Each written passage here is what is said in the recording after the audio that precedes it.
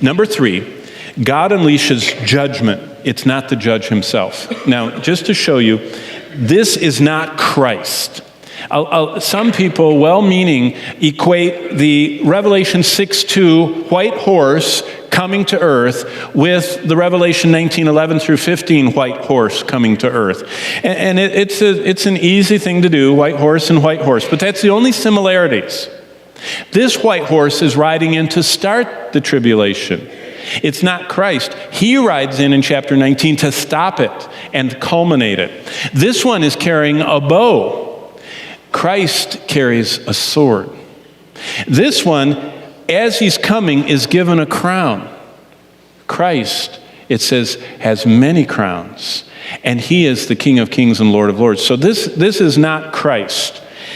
He has a bow, there's no arrows. In fact, it appears this is a bloodless conquest, that the Antichrist conquers the earth with his message of peace, and no one resists him. Isn't it interesting? They resisted the real Christ. They don't resist the anti-false Christ. So there's a powerful, deceptive, false peace, and it's not Christ on this horse. But that brings us to the end of verse 2. Look at the end of verse 2.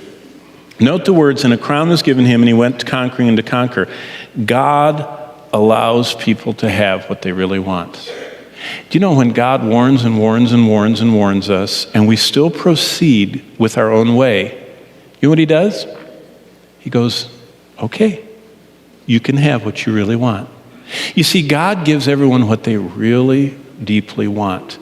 And that's the worst thing if what you want is not his way. And that's what Romans 1 is all about, that God gives the whole world.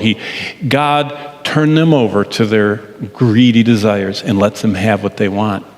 Well, right here in verse 2 at the end, God allows people to have what they really want. Each element of the tribulation is launched here in Revelation 6 as a plan from God. It's unleashed according to his purpose, and God always gives to each of us what we really deeply, from the very center of our being, want. Which reminds me to say, be careful what you really want. God will give you what you really want. Make sure what you really want is godly and God-honoring and pleasing to him, because he'll give you what you really want. Note how John says, look at the end of verse 2, a crown was given. That means God allowed and sent this deceiver. Mankind has always wanted peace, but they've always been unwilling to bow to the Prince of Peace to obtain real peace. So God offers them a false peace and a false Christ, and they bow before the false peacemaker, and they worship him. That's the first horseman of the apocalypse.